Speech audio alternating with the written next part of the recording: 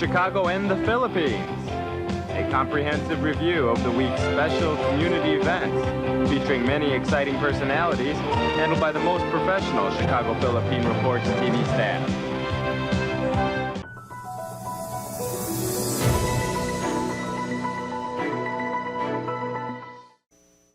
Experts describe the B.1.1.529 variant detected recently in South Africa as heavily mutated.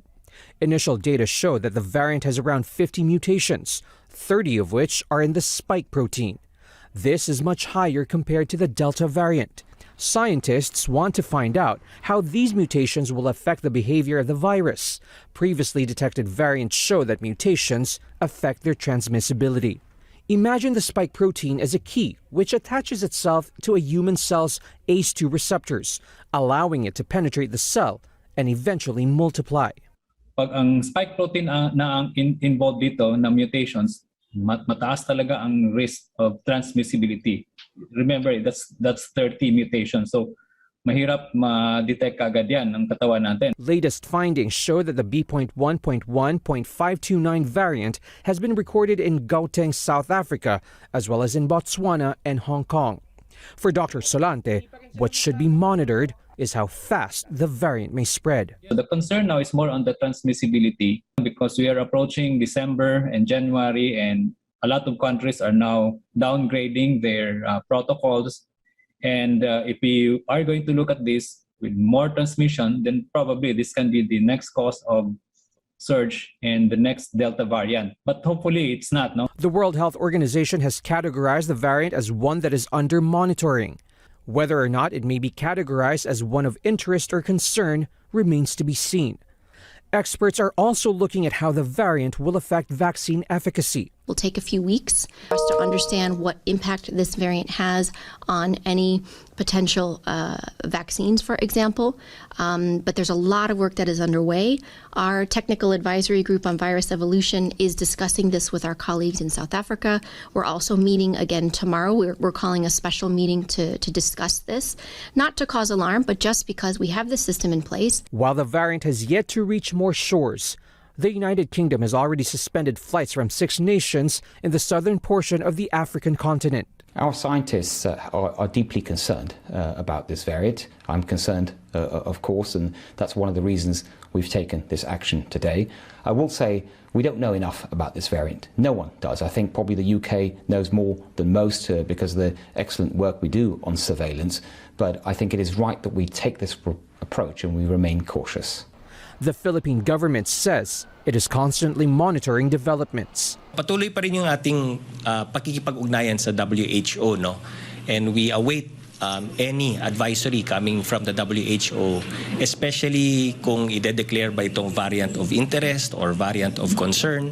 Pero that being said, nakatutok naman po tayo ang DOH, ang IATF dito sa concern na yan. But for doctors, urgent action is needed to secure the border and prevent the variant from making its way into Philippine shores. Not wait for the WHO to pronounce that this is a variant of concern. Baka late na naman tayo. At this point, I think the government should review again the border control. This, even without yet the concrete data na nakikita natin.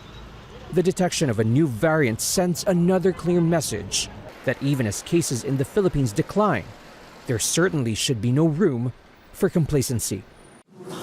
We begin with COVID-19 news in the United States. Just ahead of the Thanksgiving holiday, the current 7-day average of coronavirus infections in the country jumped 18% from last week's average of 92,800 per day, according to the Centers for Disease Control and Prevention. U.S. hospitalizations also jumped 6% to an average of 5,600 per day, and average fatalities are about 1,000 per day. Despite the spike in COVID-19 numbers, the White House says U.S. health officials are not currently recommending lockdowns or economic restrictions. We have the tools to accelerate the path out of this pandemic, widely available vaccinations, booster shots, kid shots, therapeutics. We can curb the spread of the virus without having to in any way shut down our economy. Let's go to Canada, where the Trudeau administration is set to scrap the mandatory molecular tests for residents coming back from a quick trip to the U.S. effective November 30. The order comes amid complaints on the expensive PCR tests that travelers are required to show at the border. But it will only apply to fully vaccinated Canadians returning after 72 hours or less, either by land or air. Let me be clear. Travelers who are outside of Canada for more than 72 hours will still need to present proof of a negative COVID-19 molecular test result taken 72 hours or less before arriving in Canada. The revised guideline, though, is still not enough to convince this Filipino Canadian to go to the U.S. for a visit. Hindi pa rin safe siguro, ang dami pang stay muna tayo sa bahay. That monkey saved my life. And finally, in entertainment news, the latest Marvel animated TV series, Hit Monkey, stars George Takei, Olivia Munn, Ali Mackie, and Nobi Nakanishi. It features the voice of Ted Lasso himself, Jason Sudeikis, and Fred Tatasciore in the title role. Ali Mackie plays Haruka, an honest cop from a Japanese small town who moved to the big city. It just was a whole new thing, and it was so exciting to be able to really go there. I had scenes where I was tearing up, or other scenes where we just had so much fun and we could really take it to those gritty places. So I had such a blast. The first season of Marvel's Hit Monkey is now streaming on Hulu. Get ready for the ultimate in fresh produce, barbecue, seafood, sushi, and more. Meals made easy. Kimchi with wow. Our dishes make you a star. H-Mart.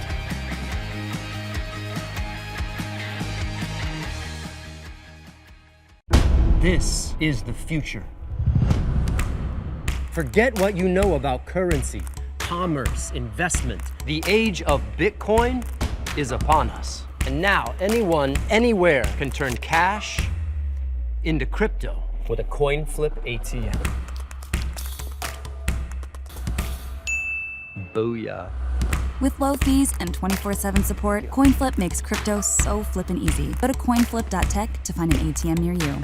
ViaTimes, vital news, vibrant views for the Filipino Asian communities in Chicago. ViaTimes for your most interesting and exciting reading and your party coverages. ViaTime has very interesting columnists. You name it, ViaTimes has it. Law, Filipino news, dentistry, immigration, humor, serious opinions, health, beauty, mysticism, Bata Corner, showbiz, and intelligently written editorials. Call ViaTimes at 773-866-0811.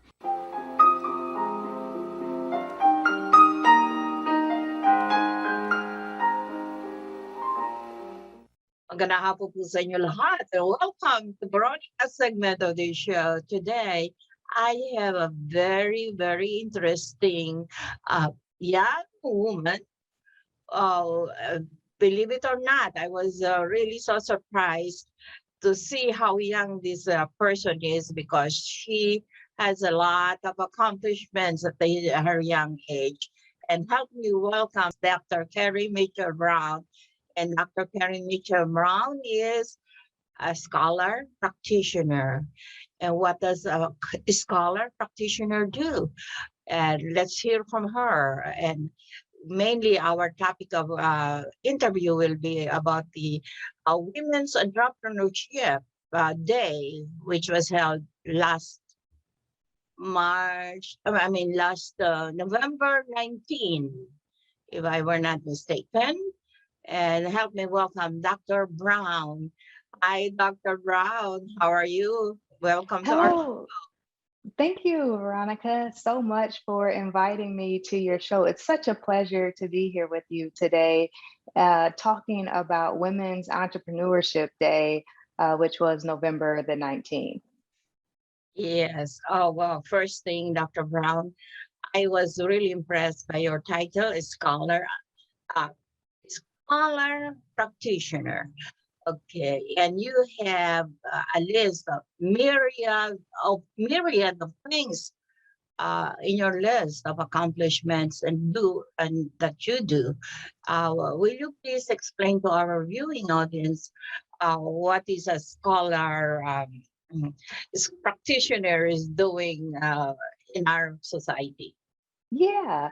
And so really I practice. I practice what I research. I practice what I write. And so I have the opportunity not only to learn theory, but also put it into practice in organizations. And primarily I help organizations to realize their commitments, to realize their promise around equity and inclusion, to make cultures and workplaces more balanced, that they're create more inclusion, more belonging, more accountability, and just better workplaces for those who decide to stay working for an organization, or even for entrepreneurs for creating alternatives and for work as well.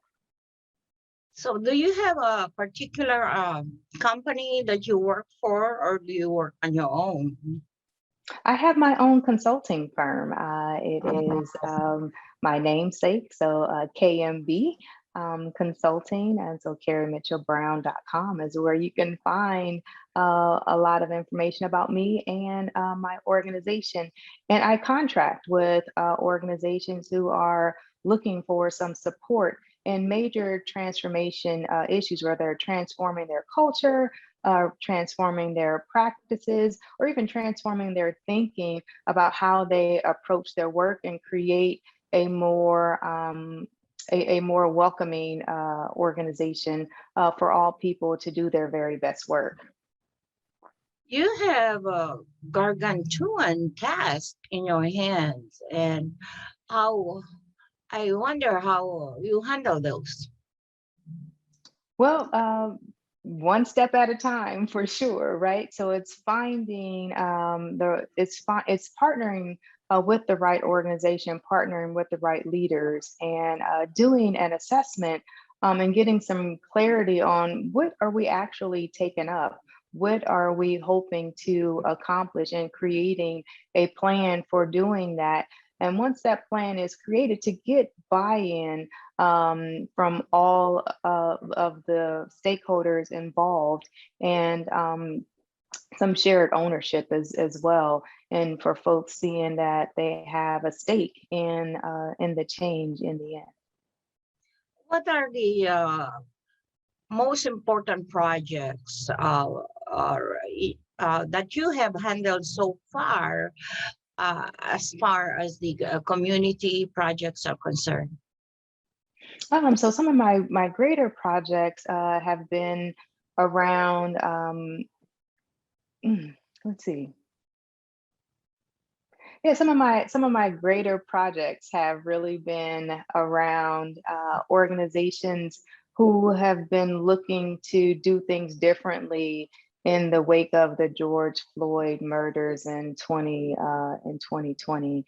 And they've made these huge statements about their position on taking up racial justice, and just really working with organizations to figure out like what that actually means for them specifically, because communities have been asking organizations to not just stand on the sidelines and say nothing, that they had to put a stake in the ground on being a site for learning about fair treatment and justice and equity, regardless on what your taxpayer status was. So whether you were a large organization or a small community organization, communities were saying enough is enough, and organizations have some responsibility in making these seismic shifts that are required. It's not just left up to individuals.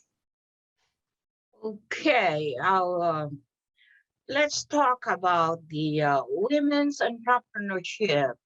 Yeah. Have you been involved with this so far? I think are very young to be getting involved every year. when did you get involved with this? With this celebration? Yeah, women's entrepreneurship should be celebrated every day, although there is a specific day that has been earmarked for all to participate. You know, Veronica, since the pandemic hit, a lot of women in particular have chosen entrepreneurship and seen it as opportunity, as flexibility, as necessity, and as freedom, as they have been impacted so greatly by COVID. Although gender roles have changed in society and, you know, men are picking up some more of the responsibilities of managing things in the household, the brunt still is on the backs of women.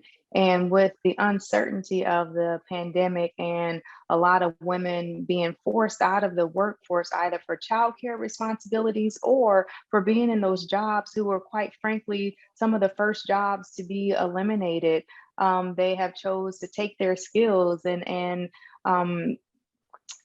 start their own firms, take their genius and take their brilliance and really work for themselves and partner with other women to create opportunity to do some very special things. And so there's been an uptick in entrepreneurship within the last 18 to 24 months or so, as women have been shifting from the workforce either by choice or either by circumstance, just given all of the changes in the world. And so there are a number of opportunities through small business associations, both locally and nationally, to help get women started in creating networking opportunities for women who had thought about getting into entrepreneurship, but just hadn't had the chance or just hadn't had a clear path sort of charted out for them. So many coaching opportunities, networking opportunities, way to access cash,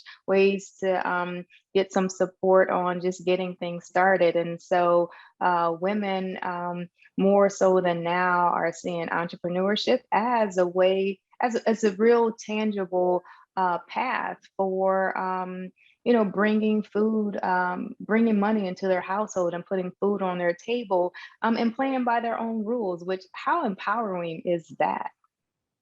Really? And with the celebration or the event being celebrated globally at the United Nations, right? Yes, yes. And I think it's going to get bigger. And you, as a Chicago entrepreneur, what advice can you give our Chicagoan women about entrepreneurship? Sure. Yeah, the advice that I give to entrepreneurs, women who are interested in entrepreneurship in Chicago, is to support other women who are entrepreneurs in Chicago, buy their products, leverage their services. There are so many opportunities to, sort of change our own spending habits and our own patterns around where we spend our money and who we spend our money with. Spend it with women entrepreneurs. They are creating products, they are providing services. So support your local women entrepreneurs, the best opportunity. And for those who are who have been interested in entrepreneurship, there's no better time than now to take it up. There are a number of resources that are available. Major corporations are dedicating resources as part of their equity initiatives to women who are interested in starting their own business, leverage and take advantage of all that there is available. What you're saying is, despite the pandemic, right, that we're experiencing right now, this time is the right time for them, for many women out there to start being an entrepreneur. Yeah, be your own boss. Wow. Dr. Brown, you're terrific. For those women who want to start as entrepreneurs, how can you help them if they want to approach you for your help, for your support? Oh, yeah, I'm happy to support. I have a website and anyone can reach me there. It is Kerry Mitchell Brown, and it's Kerry, Mitchell, Mitchell, Brown, BROWN.com. So KerryMitchellBrown.com, and you can contact me there directly, and I respond to all of the folks who reach out to me via my website. Great, terrific. All right. I really appreciate your gracing our show today, Dr. Brown. And please keep us updated of anything that's going to be happening, for the women entrepreneurs, for any progress, for any updates and developments. Okay, great. Thank you so much, Veronica, for the invitation to join you today to talk about this global celebration of women entrepreneurs. Thank you so much, and good luck to all your undertakings. At maraming salamat po sa inyong pananood. Ako po si Veronica. Enjoy the rest of your weekend.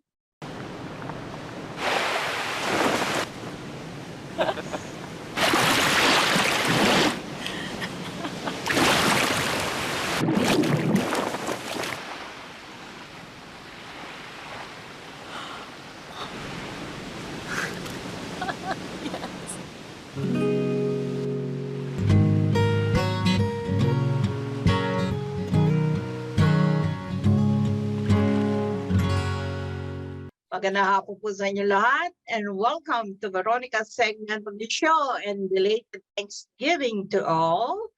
And today we are still working, and we have a special guest here today, also in the media, radio media. And I'm really happy to have here our guest's name is Eric Magundayao. Eric Magundayao is from Chicago, and he is the founder of One Radio. And we will hear some more from Eric about the One Radio if you have not heard about it yet. And welcome to our show, Eric. Thank you, Tita. Thanks for having me. How are you? And what a voice. Thank you. How are you? Did you have a nice Thanksgiving? I did with family. Thank you so much. Hopefully you did too. Okay, Eric. And can you please tell our viewing audience about One Radio? When did it start? And how many hours is the show? And what do you have in your show? Okay. Well, One Radio's main core ingredient, if you may, is it's a Filipino radio station. I came from the radio station industry in the Philippines, so I just kind of matched whatever I was doing when I was in the Philippines and brought it here in Chicago. When I started looking out for more Filipinos in Chicago, wala po kasing Filipino music. I know we have restaurants and maybe karaoke bars, but never really more of a station that promotes OPM. So that is the core value of One Radio, to promote OPM and to promote, I guess, Filipino artists. We started back in August of 2017. So we're going 4 years, hitting the 5th-year mark by next year, and still going strong. Hopefully more shows to come. Okay. How long is your show? Oh, my program actually runs from 1 hour to 2 hours. I do have a regular show called Calle Uno with one of my other DJ Lario. I have my own show called Cozy, and those are all usually 2 hours, and a monthly special where we feature OPM or local artists, but recently they're more OPM artists from the Philippines. It's called Show It, where we get to know the artists and at the same time perform live at One Radio. So we're really privileged to have them say yes, because it really is more of promoting their music and promoting their personality as an artist. So it's a 4-year-old radio show, Yeah. and you're just playing OPM? We play OPM and maybe originals of different artists, but mostly OPM, because what we want to do is we want to bring the music from the Philippines that they hear in the street, that they hear on their own, maybe iPad or computer, and bring it to the Filipinos in Chicago or across the US for them to know that that's new, that's bago, that's the latest, because nobody tells them what the title of the song is. They don't know that this artist has released a new album or a new CD. That's our role. We kind of feed it to them. We tell them what's new and we tell them what's good. You said that you had a radio show when you were in the Philippines, right? Yes. And what was it known? It is actually I'm from Batangas, so it is just from the province. I started doing radio when I was 18. It's for Bay Radio, 104.7 Bay Radio. I did morning show, I did afternoon show, and of course I did top charts. There wasn't any specific title that I could remember, but we usually just use our names. I think Bay Drive is one of them, and the Bay Radio Morning Show, I believe, is the other one. That's all I could remember. It was back in 1998 to 2000. I think that's when it was. And here in Chicago, will you please tell our viewing of the audience where can they find you in your radio show? Okay, well, our shows are mainly shown. We go live via Facebook and YouTube simultaneously. So for you to be able to watch us, of course, you have to find one radio live. That's #1, and then RADIOLIVE. Those are the same names for both YouTube and Facebook. And we go live. If you follow us when we go live, you get a notification that we're live. And you could listen to music. We kind of toss in a lot of talk as well, Tita. So when we're live, we put in a little bit of our experiences, our jokes. It's really meant to entertain our audience and not just play Filipino music. So naglalagay po kami ng kwento, ng kulitan, and at the same time, we get to ask our viewing audience as well how they are. Binabati natin sila. So it kind of creates a relationship with our viewers, and it's an immediate response because they're actually chatting back. They're texting, they're chatting on the chat room, so you can see their responses right away. It's really cool. The beauty of online. Is it on AM or FM station? Ano po?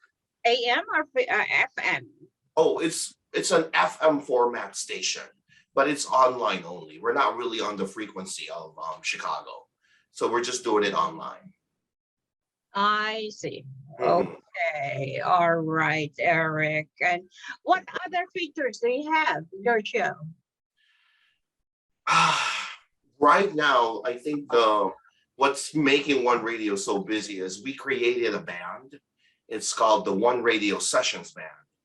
I kind of felt like, but I've been here for a little while. I've been in the music industry in Chicago for a little while. But I never really found that band that parang may angas po, parang may dating. I wanted to create something that, Chicago would be proud of, the Filipino community. And that, when other states talk about the band and they include Chicago, they will remember the One Radio Sessions Band. So I'm kind of in the process of doing all that right now. So that's keeping us really busy with You really have your hands full then. They're actually making a debut performance po, the upcoming production of Jervin, Tito Jerry, kay Direct Jerry po, this coming January. I've seen you performing, or not performing, but announcing some shows in our community. And I think you're really doing very well, Eric. Oh, thank you, Paul. Thank you so much. The One Radio Sessions Band is actually performing. So that's their first time out in the public that they will perform. So I hope you get to watch it. Do you have okay, what do you have in the offing in the future? What do you really plan to have, or do you plan to expand your project somehow along other areas, or what? Not right now. I can't really close any doors for any opportunities, but I'm still true to my goal of promoting Filipino music, promoting Filipino artists, not only in Chicago but across the U.S. if I can reach them. Um, maybe venture into actual producing maybe a concert or something like that, of course with the guidance of the different people who have been influencing me in my line of work. Hopefully I get to experience that as well. I know I did a little bit of a stint in the, producing a show when we did our search for our very first singing competition, actually, the one. So it was very successful, and we do want to move forward with a bigger venue and a bigger production. So hopefully that gets to be done in the coming years, hopefully by next year. Do you have a professional line of work on the side? I do. I work in the healthcare industry as an administrator for a home healthcare. That's my professional line of work. And then this is really just more for passion in music. Terrific. That's also where you promote your radio programming, right? But right, maybe with some colleagues. Some of them don't know that I even own a radio station, but they just know me as, a person who works for that company, the administrator of that company. Usually it's just like that until they find out that I'm a part of the radio station and, they're familiar with the radio station. That really keeps me going because at least it's well promoted and they're aware of One Radio. I see. As far as the community is concerned, there are about 200,000 Filipino Americans here in Chicago, and do you plan on something kind of a outreach program for the Filipinos to help out in the community? One Radio is definitely open to outreach programs and charity events as we have in the past. So we've always helped the different charities of my late friend Yolanda Jacobs. So every time that she has her own charity work, we make sure that we are present and we support. And then when there were several typhoons in the Philippines that occurred, One Radio also reached out and tried to help out. And the most recent event in the Philippines was the eruption of the Taal volcano, where I'm from. I'm from Batangas. It just so happened that I was also in the Philippines during my vacation. And that kind of, it was a major event, or I couldn't say disaster, but it could probably is. It was a disaster. I don't think Philippines was ready. Our government was ready in handling a situation like that. So everybody in the community just helped each other out. And One Radio definitely helped our kababayans out there. And even when we came back here in the US after that vacation, we started coming up with our own fundraising program, and we send the money back to the Philippines to help them out. We're very open to that. Okay. Are you somehow kind of active in the whole community somehow? Are you a member of some kind of organizations?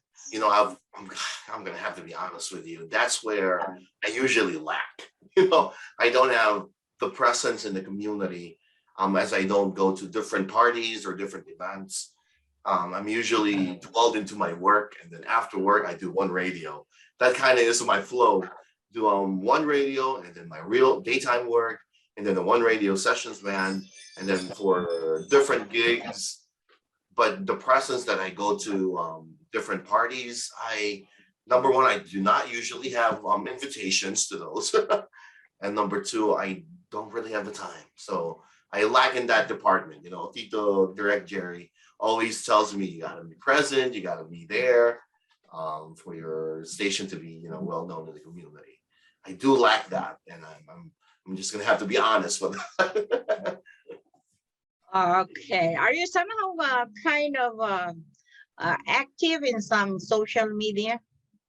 We are, right. Active on Facebook and I guess YouTube. Most of the time when we're active is when we're live performing our live programs in One Radio. And I did forget to answer one of your questions. One of the, I guess, community, how do you put that? It's a fraternity, but it's a Catholic fraternity. I'm a member of Knights of Columbus. that's I guess if that counts. But any other Filipino community groups, I am not a part of. Well, that's fine. You're really doing your community service through your radio media. And what other mission or purpose do you have for the community? That's a beautiful question. Nobody has asked me that question. I think my true purpose is really to help our Kababayans in my way, in however way I can. I guess integrate the Filipino music in their lives. Sometimes we forget it. The only ones who are more familiar with Filipino music were the ones who were born back in the Philippines and came to the US, or the ones who hear it from their cousins, or the ones who pay extra attention in looking for it. But if you're on a radio station and you enjoy the conversation and then you insert the music, they get to, it's like a friend being introduced to another friend. They get to know the song, they get to know the music, and then later on they will listen to the music again. And that's one way of kind of, I guess, connecting Filipino music to the Filipino community in the US. And that really kind of hits the mark for One Radio. That really is our true purpose, to reach out to the Filipino community and to integrate those OPM, whether it's old music or new music, to our Kababayans. Terrific. I really commend you. I salute you for what you're doing. You've been doing to our community for the last 4 years through your radio programming. And so far you're doing so well. Oh, thank you. We try our best, really try. I wish you luck, more luck to you. And okay, I thank you for gracing our show today. Thank you, Tita. Sir Eric Magundaya, the voice, Eric Magundaya. Thank you, Tita, for having me. Eric, thank you. Maraming salamat.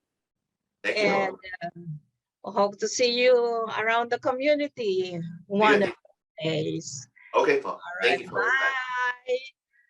We would like to welcome all of you to Baladna Jewelry. We have a very big selection of 21-karat gold jewelry imported from the Middle East, from Dubai, Saudi, and Bahrain. And we have a very big selection of diamond.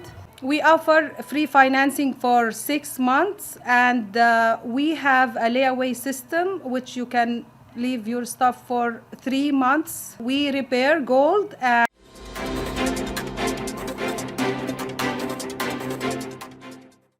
Good afternoon. This is Brigitte, Carino, Cueter, bringing you this week's local news from our community. Protect yourself and others from Social Security-related scams. Here are some tips to help you stay safe. Try to stay calm. Do not provide anyone with money or personal information when you feel pressured, threatened, or scared. Hang up or ignore it. If you receive a suspicious call, text, or email, hang up or do not respond. Report Social Security-related scams. If you receive a suspicious call, text, or email that mentions Social Security, ignore it and report it to the SSA Officer of the Inspector General, OIG. Get up-to-date information. Follow SSA-OIG on Twitter at the SSA-OIG and Facebook at SSA Office of the Inspector General for the latest information on Social Security-related scams. Spread the word. Share your knowledge of Social Security-related scams. Post on social media using the hashtag #SlamTheScam to share your experience and warn others. The Cook County Medical Examiner's Office, MEO, marked another grim pandemic milestone this week. The MEO confirms the county's 12,000th death due to COVID-19 infection, 20 months after the first fatal case of the virus confirmed here. Since the beginning of the pandemic, 5,818 COVID-19 deaths have occurred in the city of Chicago, accounting for approximately 48% of deaths throughout Cook County. Nearly 70% of Chicago's COVID-19 deaths were in communities of color. Males accounted for 59% and females accounted for 41% of the deaths. Nearly 80% of the deaths occurred in individuals over the age of 60. The oldest Cook County COVID-19 death was 109 years old, and the youngest was 9 months old. Over the last few months, immigrant children held in custody at the Heartland Alliance facility in Bronzeville have been sounding an alarm. Refusing food, escape attempts, instances of self-harm, injuries, psychiatric hospitalizations, or children harming themselves or others. Community members gather to stand in solidarity with all detained children and to demand an end to the forced detention of migrant children. Children belong with loved ones in unrestricted home settings within their communities, not in a prison, no matter how much better the prison claims to be. Heartland Alliance has been receiving millions in federal contracts to operate detention facilities for migrant children in Chicago and is currently holding dozens of Afghan children in custody. The media has recently reported on the extreme suffering of these children while in custody, and Senator Dick Durbin has called the situation at the Bronzeville facility a crisis. Heartland, a longtime detention profiteer, is cynically using a crisis they helped create as an opportunity to expand their child detention operation. Under the guise of improving their services, Heartland is seeking even more funding from the multi-billion-dollar child detention industry. Secretary of State Jesse White announced the Secretary of State Police will be conducting parking stings at shopping malls statewide throughout the holiday season and ticketing individuals who illegally park in spaces reserved for persons with disabilities. Secretary of State Police will enforce the provisions of the parking program for persons with disabilities at shopping centers on Black Friday in Schaumburg, Springfield, and Fairview Heights, as it marks the unofficial start of the holiday shopping season. Secretary of State Police will be enforcing the program in other areas of the state throughout the holiday season. Our mission is to not issue tickets, but to ensure that accessible parking spaces are available to those who need them, said White. Parking illegally in a space reserved for people with disabilities means a possible driver's license suspension and a hefty fine, money which could otherwise be used on gifts. Remember, if you don't belong there, don't park there. The countdown to the 2022 Illinois State Fair is formally underway, with fair officials announcing the start of the traditional holiday promotional campaign, starring the Mega and Jumbo Passes. The Mega Pass gives you unlimited rides in the Midway and Adventure Village, while the Jumbo Pass has the bonus of unlimited trips down the Giant Slide. The Illinois State Fair will be offering a holiday special on both passes December 1st through the 31st. 2021. During this time, the 2022 Mega Pass is just $60, while the Jumbo Pass will be offered at $70. Making a return for the 2022 Illinois State Fair is North American Midway Entertainment. The carnival first debuted on fairgrounds nearly 3 decades ago and will bring back some fan favorites as well as some new attractions. Ride fairgoers can expect to see some favorites: Pharaoh's Fury, Freak Out, Rockstar, Wacky Mouse Coaster, and new for 2022, Arctic Express. We are excited to continue the tradition of making our Mega and Jumbo Passes available for the holidays. That's all for today. Thank you for watching our news this week. This is Brigitte. See you next time.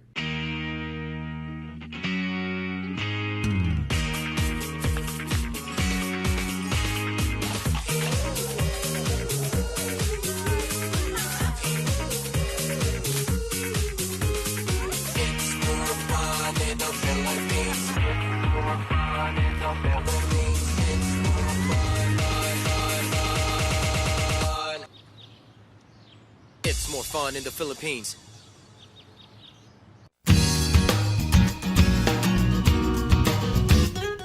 Magandang hapon po sa inyong lahat. This is Melody Dizon, your Health Matters host. And today I do have a special guest for you guys. I know it's been a while that I haven't seen you, or maybe you haven't seen me, but here I am. And my special guest today is no other than Satish John. He is from Alora Home Health Software. And I just had the pleasure of meeting him yesterday. He's from Atlanta, Georgia. And basically his business is giving software to and providing software to home health agencies.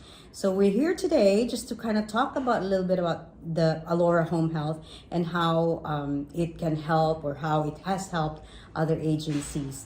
So good afternoon. Hello. Thank you. I'm doing well. Wonderful. Thank you so much. Yeah. Thank you for being, okaying me to do this with you. Well, so I was thanks for telling, the opportunity. Yeah. Sure. So telling people about Alora Home Health Software.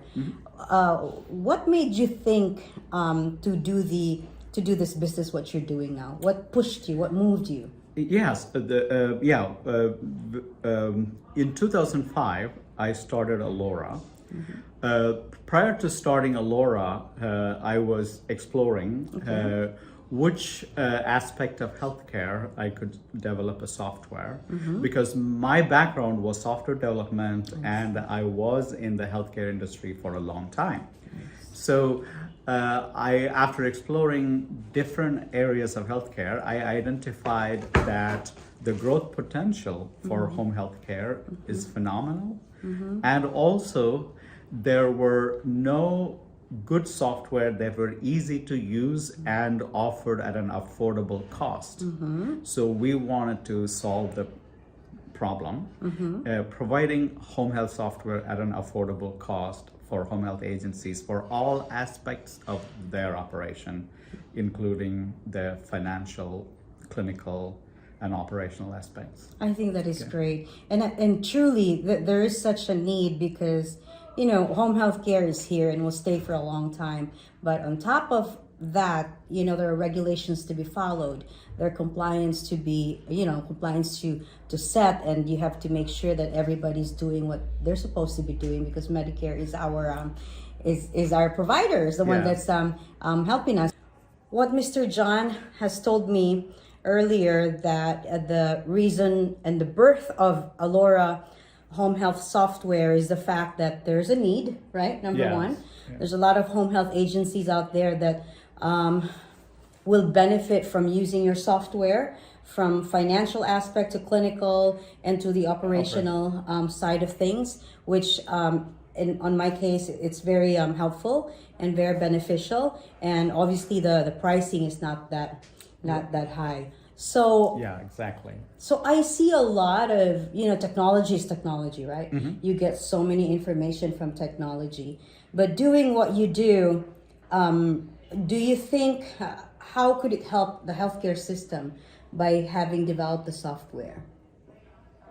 So the ultimate goal for the software is that better care for the patients and operational efficiency for the agency, right? So you don't want agencies to hire too many staff to run their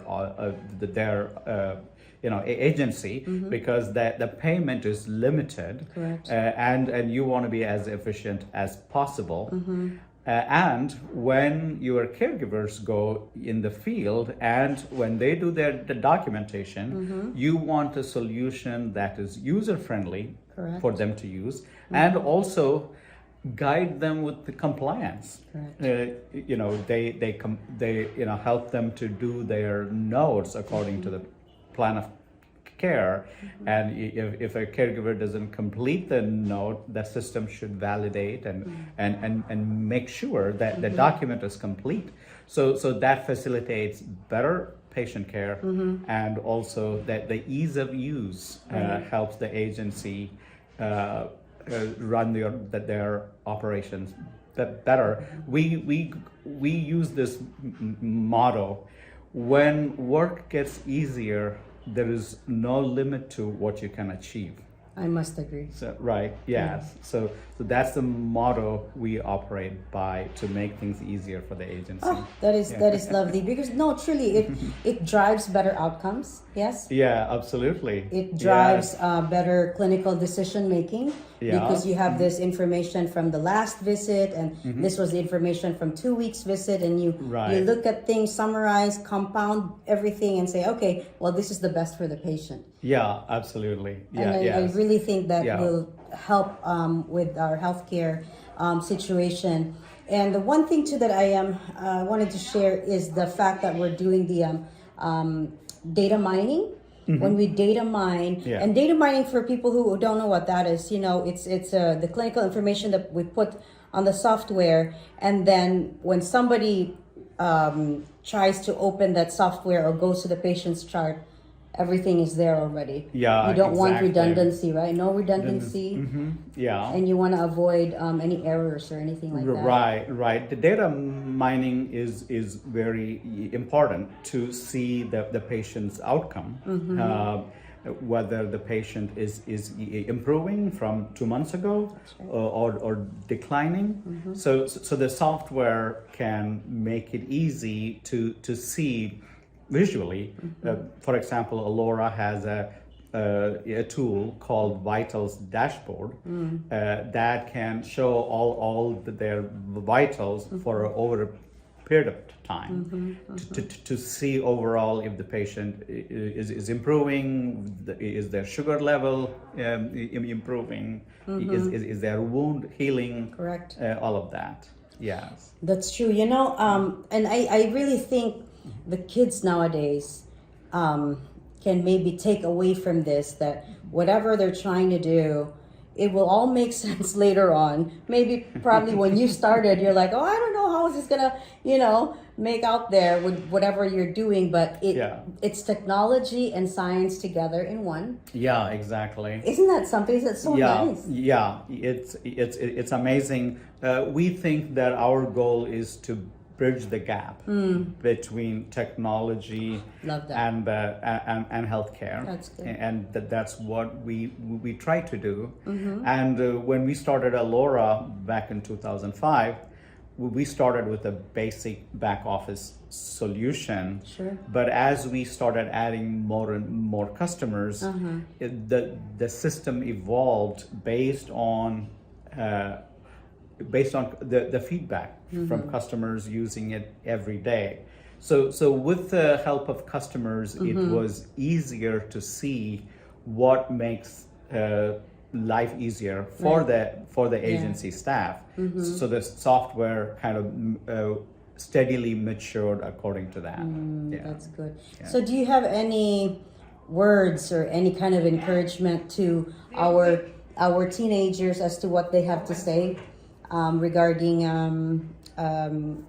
who's going to be going to college, and anything that you can impart to them?